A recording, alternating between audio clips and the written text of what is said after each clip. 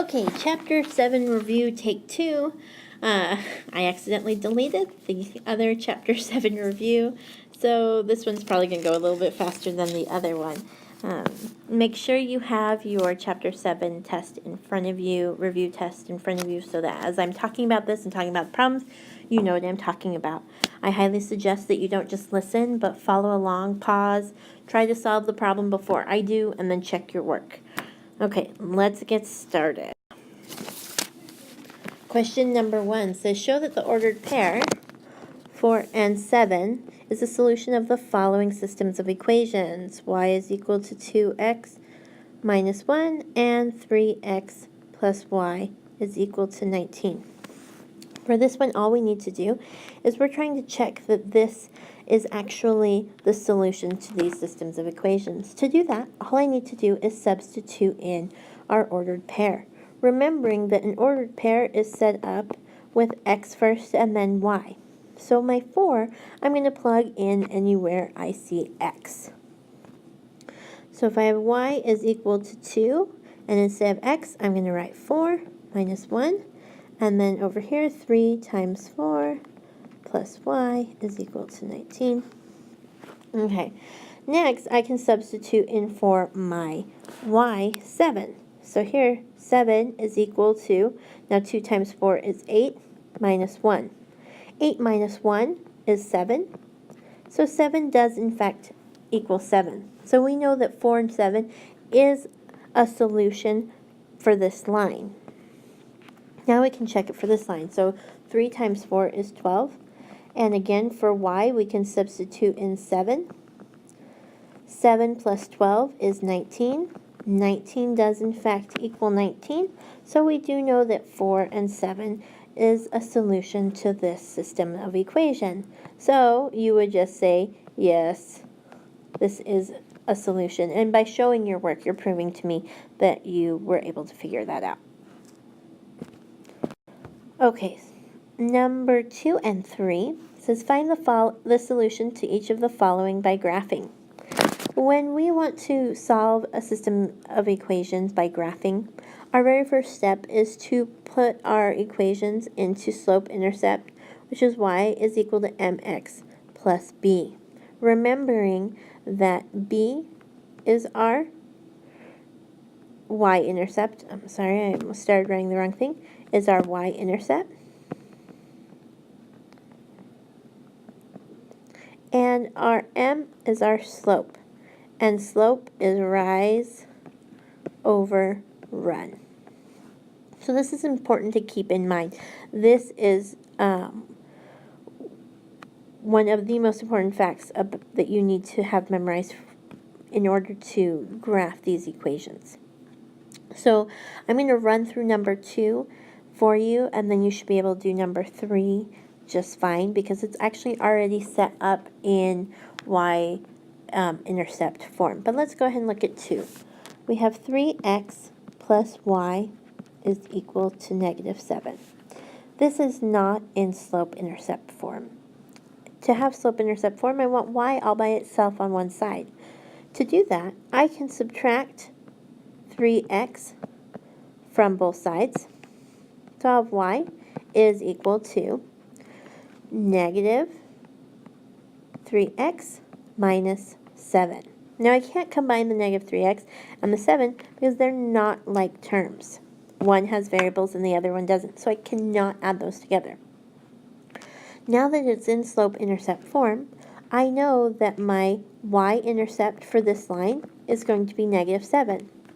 So if I had a graph, this is a very poorly drawn graph, you would obviously take more time than this. My y-intercept, and you know it's going to cross over this y-axis at negative 7. So I count down 7. 1, 2, 3, 4, 5, 6, 7. And right here, I know my line is going to cross at that point. Now my slope is negative 3x.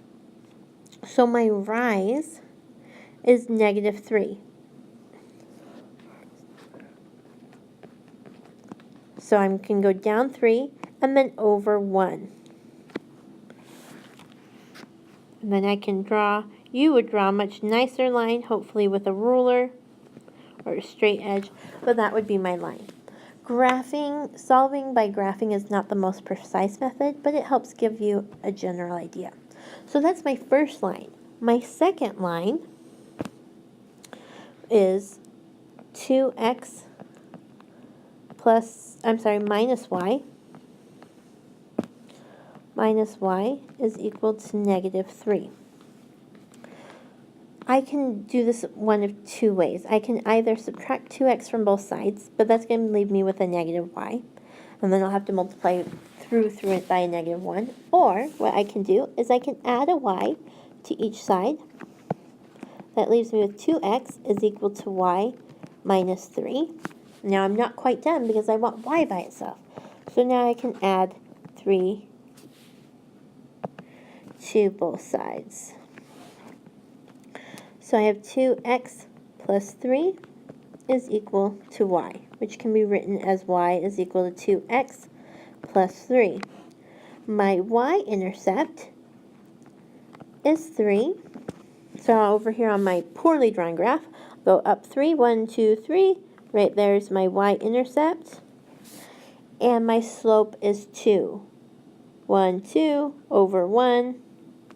And my line, again, this is a very poorly drawn line, would go like this. This spot right here, where those two lines meet, that is the solution to my system of equation. So for whatever that point is, it looks like it's 1, 2, 3, 4, maybe 4, and I didn't draw lines over here because this was a poorly drawn graph. You would be able to write out your system of equation, your ordered pair. You drew this very nicely on your graph, so it's probably much clearer.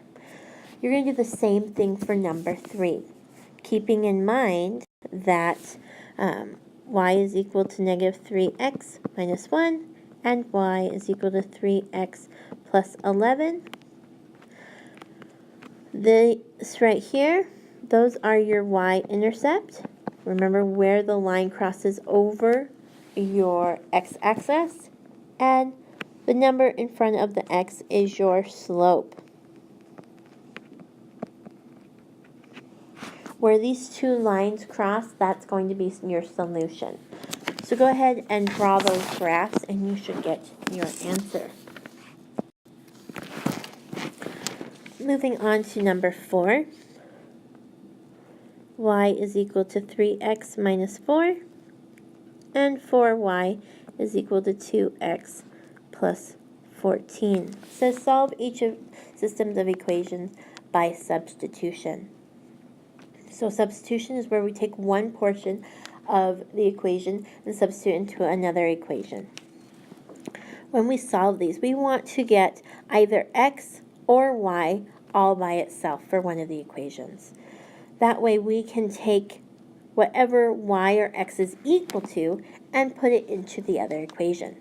This first one is set up for us already with y is equal to 3x minus 4. So I know y is equal to 3x minus 4. Anywhere I see y, I can substitute 3x minus 4. So let's go ahead and try that. I'm going to place this for y in the second equation.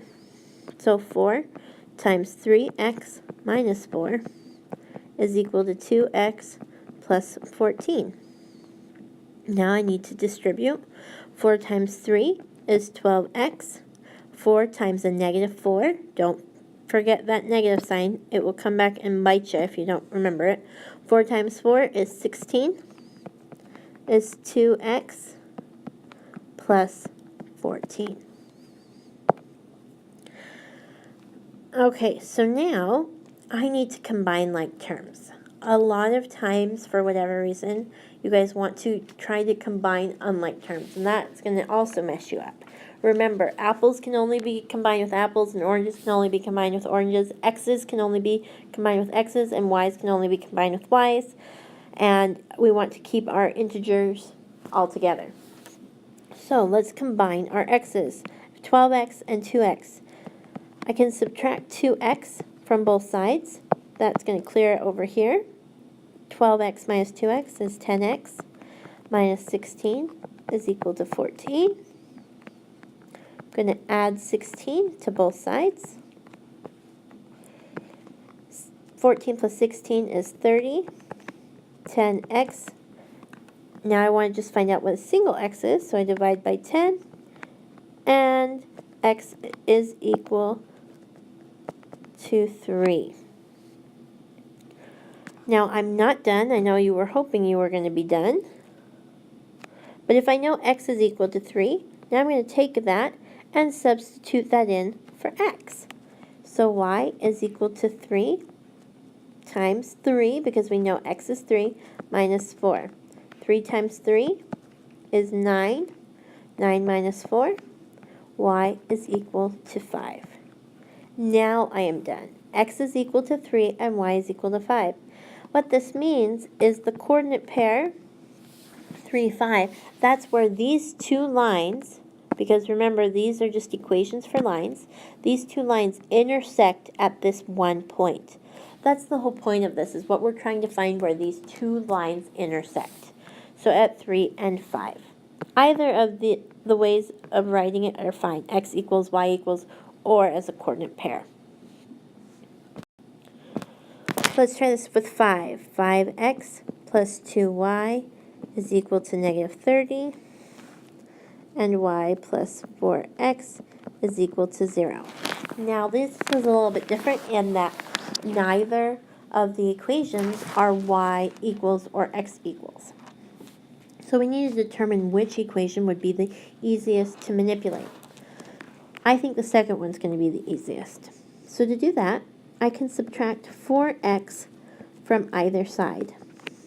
That's going to leave me with y equals a negative 4x. I now have y equals something, which I can then take and substitute this in for my y. So let's go ahead and do that. 5x plus 2, and my y is negative 4x. Negative 4x is equal to negative 30. Negative 2 times negative 4 is going to be a negative 8x. So 5x minus 8x is equal to negative 30. 5x minus 8x is negative 3x. It's equal to negative 30. And I can divide both sides by negative 3. My negatives are going to cancel there, 3's cancel. X is equal, 30 divided by 3 is 10. So I know my x is equal to 10. Now I'm not done yet, but I can substitute this back in over here. So y is equal to negative 4 times 10. Negative 4 times 10 is negative 40. And y is equal to 40. The great thing about this is I can go back and plug this into the first equation, put negative 40 in for y, and 10 in for x, and I would find that negative 40 plus 40 does in fact equal 0. So I would know that my answer is correct. Remember, you need both x and y for your answer to be correct. Number 6 is a word problem. Some of you love these, some of you hate these.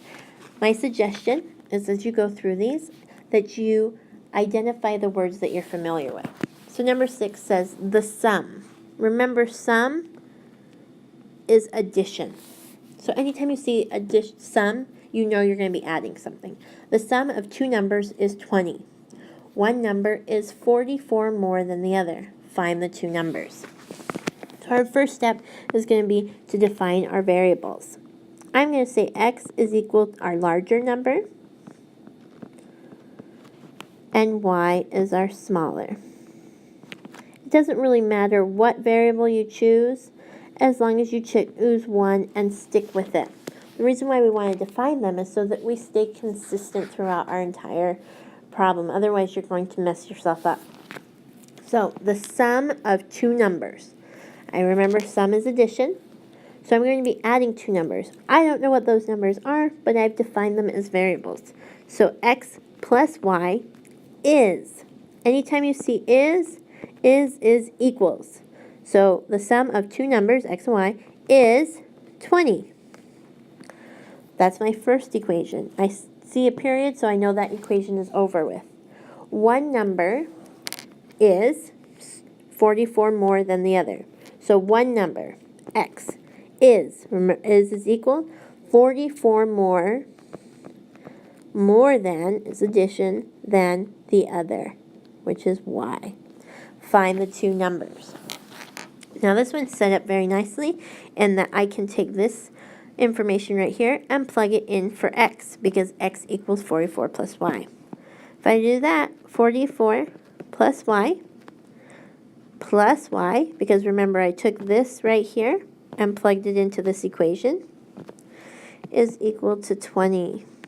44 plus 2y, y plus y is 2y, is equal to 20. Now I'm going to subtract 44 from both sides. 2y is equal to negative 24. Divide by 2, divide by 2. Y is equal to negative 12. I'm not done. Don't get too excited, because now I need to go back and figure out what x is. I can do that by plugging negative 12 in for either one. I'm going to take the second one, just for giggles. You can do either one. X is equal to 44. Instead of y, I'm going to write minus 12. 44 minus 12 is 32. You can check your answer by plugging both in. 32 plus a negative 12 does in fact equal 20. So I know my answer of x is equal to 32 and y is equal to negative 12 is correct. Number 7 and 8, there was a typo, so we're just going to go ahead and skip those for now and move on to 9. Let's look at 9. This is by elimination. Negative 3x plus 2y is equal to 1. Negative 5x plus 3y is equal to negative 1. Where elimination, rather than plugging one chunk of the equation into another equation, we want to set it up so that we can cancel out by addition or subtraction.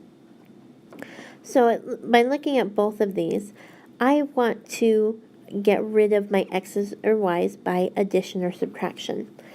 I'm going to get rid of my y's by subtraction.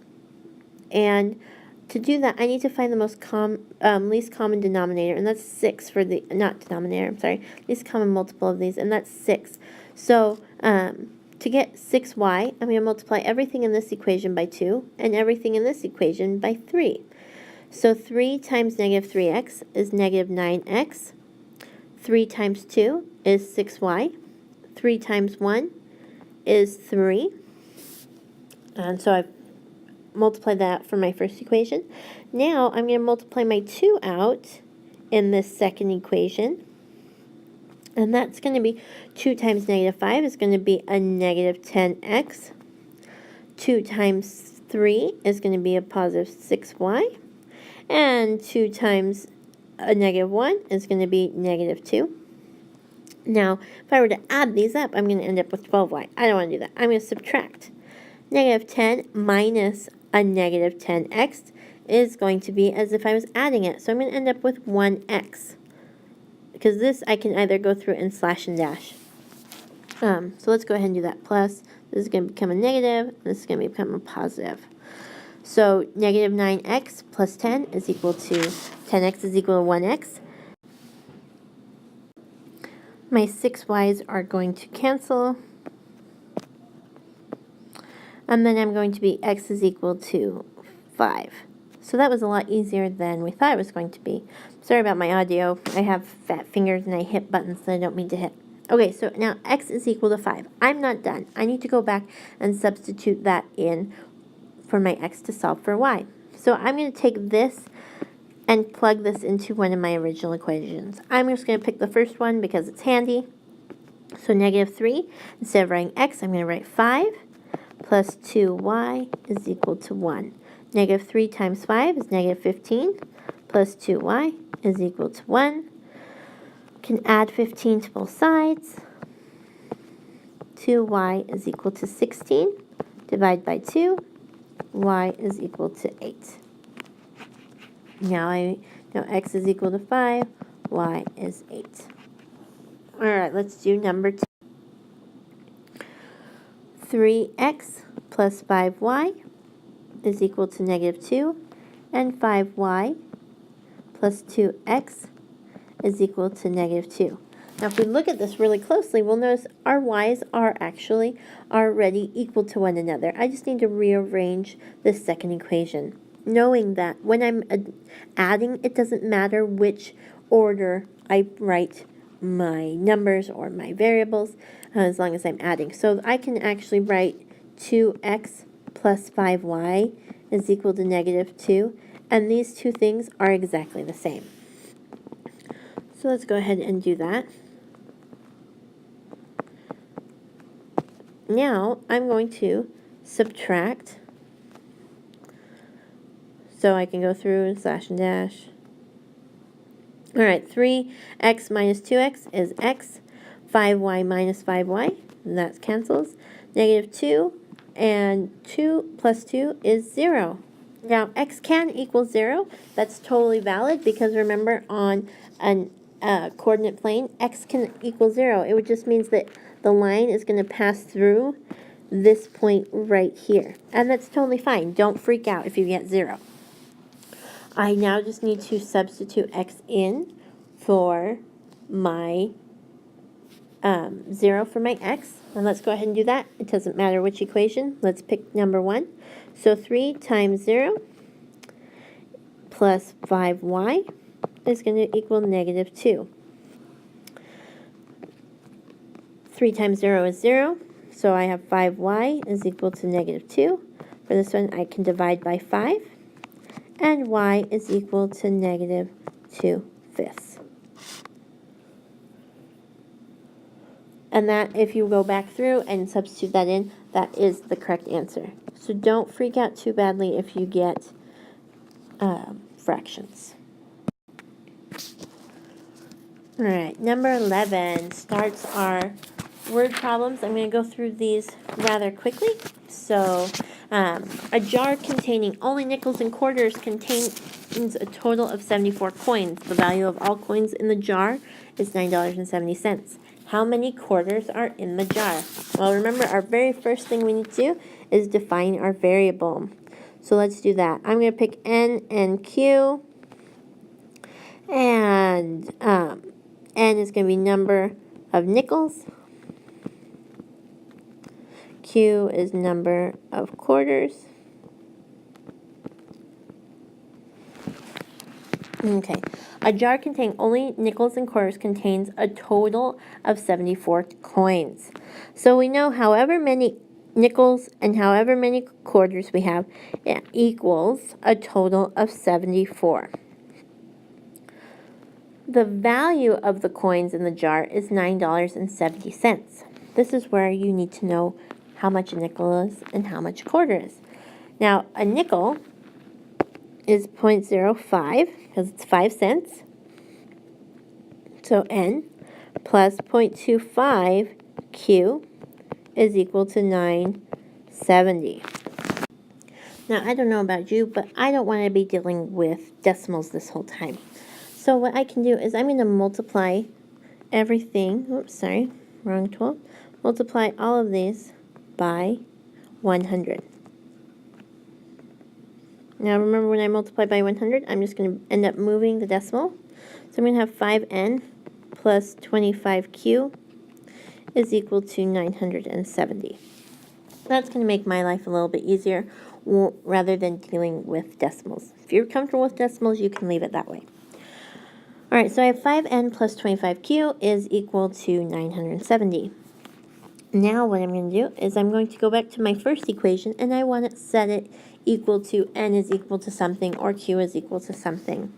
So n plus q is equal to 74. Let's do just n. So n, to get n by itself, I'm going to subtract q from each. So I'm going to have 74 minus q. Now, anywhere I see n, I can plug in the 74 minus q. So I'm going to take this, which I got from manipulating this equation, and plug it in. So 5, and rather than n, I'm going to write 74 minus q plus 25q is equal to 970. This is where a calculator is going to come in very, very handy. I highly recommend you bring a calculator tomorrow. Remember, you cannot use your cell phone, so it needs to be a standalone calculator. Okay, so I'm going to multiply the 5 through, and 5 times 74 is 370, minus 5q plus 25q is equal to 970. Now I can combine like terms. 25q minus 5q is going to be 20q. So I'm going to have 370 plus 20q is equal to 970. I'm going to subtract 370 from both sides. And I'm going to move up here so I have a little bit more space. So I can move everything around a little bit. Sorry. Hope you're not getting nauseous. Now I have 20. Okay, number 13. A riverboat on the Mississippi River travels 60 miles upstream in 3 hours. The return trip takes the riverboat only 2 hours. Find the rate of the boat in still water. Okay, so remember when we set these up in class, we used our chart because we have our distance is equal to rate times time. So, a riverboat on the Mississippi River travels 60 miles, so that's our distance, upstream in 3 hours. 3 hours is our time, and upstream is going to be against the current. So it's going to be our rate minus the current, because we're fighting that. The return trip, which is going to be the exact same distance, takes only 2 hours, so our time is now 2. And we're going with the current, so we're going to have that helping push us along, so it's going to be adding to us. Find the rate of the boat in still water. So if we have 60 is equal to 3 times r minus c is equal to 60 is equal to 2 times r plus c. Okay, I'm going to solve this by elimination. And to do that, I can do one of two things. I can either divide this equation by 3, and that's going to cancel out my 3's. This is going to make it 20 is equal to r minus c. And then this one, I'm going to divide by 2, and that's going to equal 30 is equal to r plus c. This allows me to add these together. To get 20 plus 30 is 50. R plus R is 2R. And then my currents are going to cancel out. Now I can divide by 2. And I'm going to get R is equal to 25. So my rate, and remember we're talking about rate, so my rate is 25 miles per hour. The question asks, find the rate in still water. So that's 25 miles per hour. I could then go ahead and substitute back in if I needed to find the current. But I don't because I only need to find the rate. So rate is equal to 25 miles per hour. 14. The length of a rectangle is 4 centimeters more than 4 times the width. If the perimeter of the rectangle is 78 centimeters, what are its dimensions, length and width? Okay, so I like to draw pictures when I'm talking about shapes. So the length of the rectangle, so that's going to be its long side, is 4 centimeters more than 4 times its width. So let's call W its width. Okay, so the length of the rectangle is 4 centimeters more. So this is W. And 4 times the width plus 4 centimeters is the length. If the perimeter of the rectangle is 78 centimeters, what are its dimensions, length, and width? You can set this up a couple of ways. I'm going to do it the way that I find to be the most intuitive. So perimeter is when we add up all 4 sides. So if I have two widths, I'm going to 2 W's plus 2 times 4W plus 4 centimeters is equal to 78. So 2 times 4W is 8W. 2 times 4 centimeters is 8 centimeters. And you can actually just leave that centimeters off because we didn't write it over there. 2W. So 2W plus 8W is going to be 10W plus 8 is equal to 78. Subtract 8 from both sides. 10W is going to be 70 divided by 10. W is equal to 7. Now I'm not done because that's the width, and it wants to know what the dimensions are. So my width is 7. Now my length is the 4W plus 4 centimeters. So, or just 4. We can write it like that as well. 4W, so 4 times 7 plus 4 is going to equal my length. 4 times 7 is 28 plus 4. So my length is going to equal 32. And now I'm done.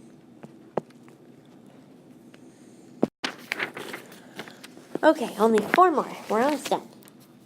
The difference of two numbers is 4. 3 times the smaller number plus 2 times the larger number is negative 27. Find the two numbers. Again, we need to define our variables very first thing. So x equals smaller, y is equal to larger number. Now, you could have done x is the larger, y is the smaller. It doesn't matter as long as you stay true to what you've decided to do for that particular equation. So the difference of two numbers is 4. So y minus x is 4. Now why did I put y in first? Because y is our larger number. And if I'm subtracting two numbers, I want my larger number first, as long as my solution is positive. 3 times the smaller, which is x, 3 times x plus 2 times the larger, so 2y, is equal to negative 27. Find the two numbers. Okay, so this again, we can either solve by substitution or elimination. Most of you seem most comfortable with substitution, so let's do that. Let's manipulate the first equation. I'm going to do that by adding x to each side. Y is equal to x plus 4. And now anywhere I see y in my second equation, I'm going to plug in x plus 4. So 3x plus 2 times x plus 4 is equal to negative 27. 3x plus 2x plus 8. 3x plus 2x is 5x plus 8 is equal to negative 27. And, oh, what did I just do? Okay, is equal to negative 27. Now I'm going to subtract 8 from each side. I freaked myself out thinking I was going to get a wrong answer, but 5x is equal to negative 35. Divide by 5. And x is going to be equal to negative 7. Now I'm not done because I need to go back and substitute in. So let's do that with our first equation. I'll take this, sorry, make you all seasick. So if x is equal to negative 7, I'm going to take y minus a negative 7 is equal to 4. Now remember, when I subtract a negative, it's like adding a positive. But I'm going to end up subtracting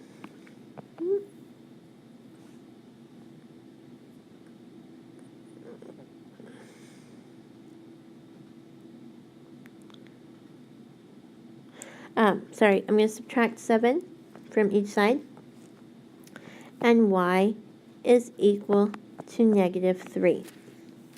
And negative 3 is larger than negative 7. Remember, in our negative numbers, the closer it is to 0, the larger the number. So my answer is x is equal to negative 7, y is equal to negative 3. Number 16, Paul is 30 years younger than Jack. In 10 years, Paul will be half as old as Jack. How old are they now? Okay, so let's say P is equal to Paul's age.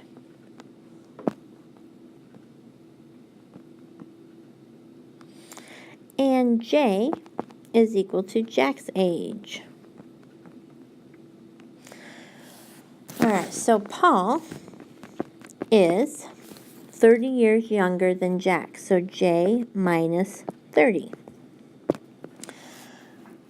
In 10 years, Paul will be half as old as Jack. Okay, so in 10 years, P plus 10 will be, so equals, 1/2 J, or 0.5J, either way. Okay, so to do this, I'm just going to substitute in for P, J minus 30. So number 17, tickets for the school play cost $6 for adults and $1.50 for students. 450 tickets were sold for a total of $1,350 on opening night. How many adult and student tickets were sold? So let's say A, adult tickets, and S, although I don't really like using S's because sometimes it looks like a 5, so let's use X as student tickets. And that's the number. How many? So tickets for the school play cost $6 for adults and $1.50 for students.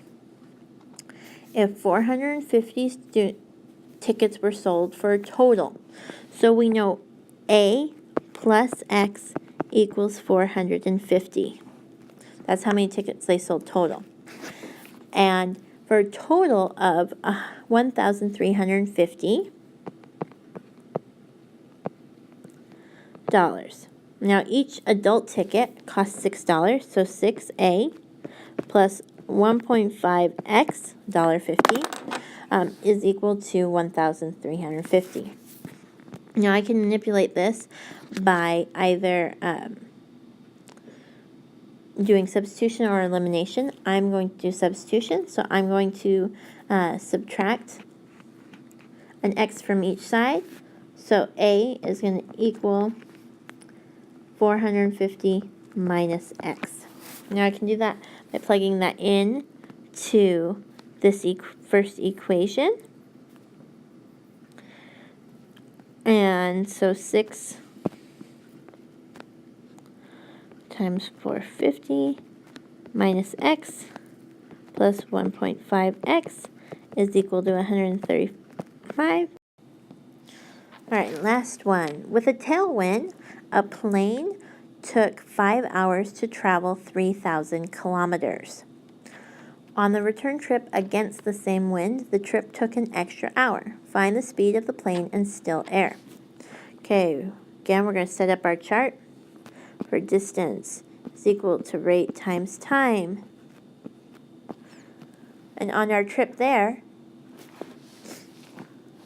we traveled 3,000 kilometers in 5 hours with a tailwind. So that means it's going to, in a plane, a tailwind is going to help push you along. So it's going to be rate plus our current, which we don't know yet.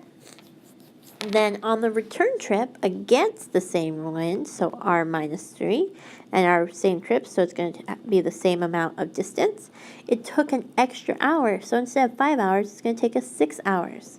Now we need to find the speed of the plane in the still air. So if we set these up as equations, 3,000 is equal to 5 times r plus c, and 3,000, I'm actually going to write this over here. 3,000 is equal to 6 times r minus c. Now I like dividing each side to clear 3,000 divided by 6. It's going to be 500 is equal to r minus c. And then over here, if I divide by 5, 3,000 divided by 5, it's going to be 600 r plus c. Now I can do elimination very easily. Is equal to r minus c. This is just this equation right here. And I can add these together. 500 and 600 together is 1,100 is equal to r plus r is 2r. And then my c's cancel each other out. I divide by 2.